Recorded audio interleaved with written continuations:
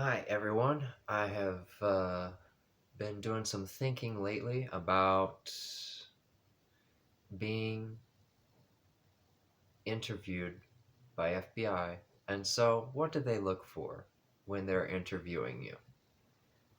Well, the thing about it is that they are not themselves um, photographic memory types. So, you can tell them something, they will easily forget it.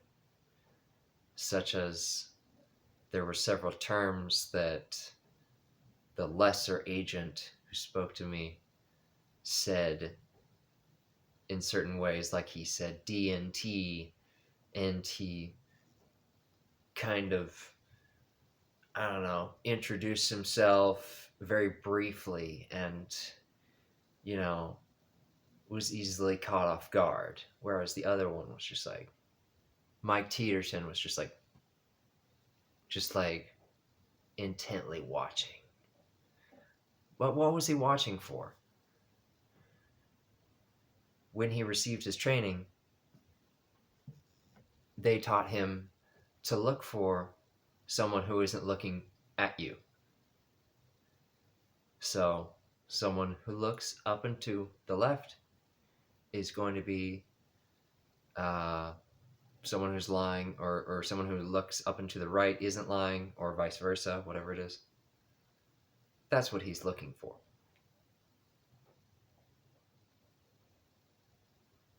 Eye contact. These are all things which he is looking for.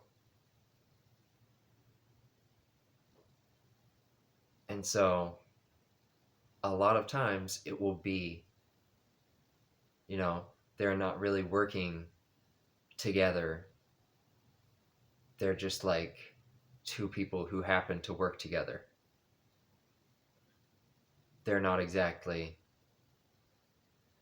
you know, yeah, they're a team, but they're not working in the same lanes. Like one guy is going after one thing with one guy, Agent Kelso, literally has a checklist of all the different things that he wants, like topics he wants to cover. And I guess it's on my file. And so when he referenced this file, he pulls out uh like a sort of like he had jotted down just notes, not necessarily anything printed out, which I was like, come on, you can't even like print out a piece of paper with my name on it. But that's what he does. And it's just his notes on me. And I'm just like, wow, I don't even get like a picture. Because I could like see what he was doing. We were right next to each other.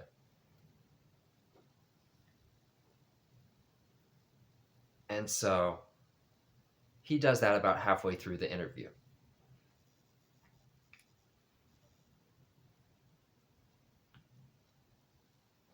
But Mike Teeterton, Special Agent Mike Teeterton, had no notes. I believe he had a Chrome watch.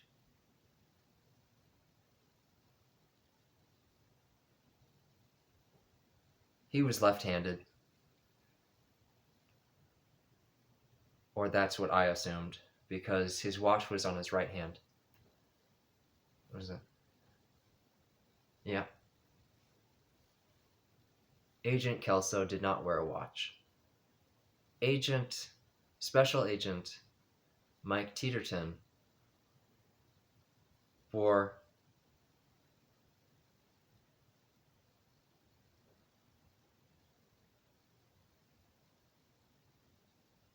fancy dark beige pants.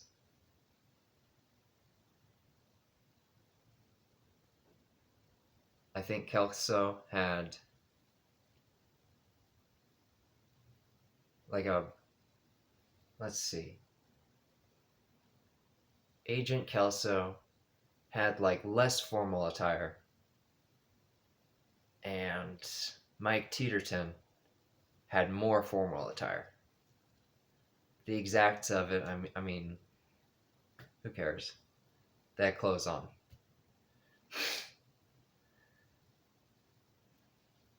But Mike Teeterton was very focused on me and understanding what was up with me. Whereas Agent Kelso, I was just kind of words on a page. Not to be mean to him, but, you know, Mike Teeterton was just like over here, just very focused, just not even blinking. I, I was watching, I was waiting. He was just, even when he asked a question, he did not blink at me. He was just like, just emotionless and very calm, too calm.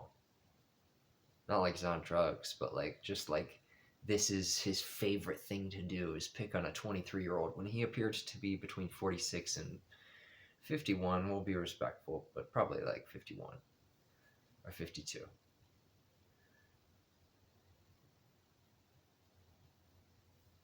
Agent Kelso appears to be 35, 37 at the most.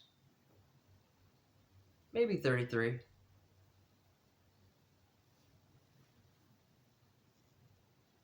Agent Kelso had just gotten a short haircut. Probably, likely, he did uh, his own. Uh, was he bald or had a very short haircut? Don't remember. But yeah, and he had like he was a big guy, looked like a football lineman. You know, that's kind of how he was dressed too. Like looked like he just walked out of a high school. No offense to him, but Mike had more style than him.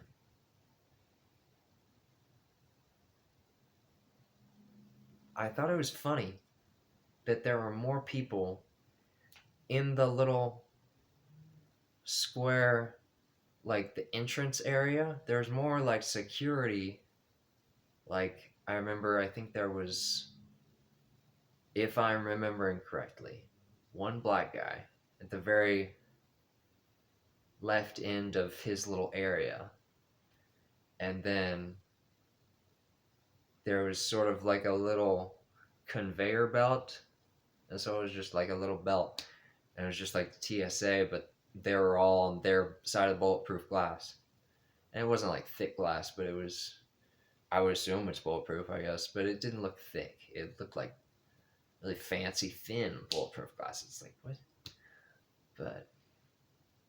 But it was just like a square, very small room. I was really nervous, so the whole time I was just kind of looking at my phone because I didn't know what was going to happen before I talked to anyone except the people at the front. And then the people in the back, the people like the security guard when I was leaving was really looking like he wanted to tow my car because he was like, "Oh, this guy pulled up in a 2009 Pontiac, not Grand Prix, Pontiac Vibe GT." He pulls up and he has just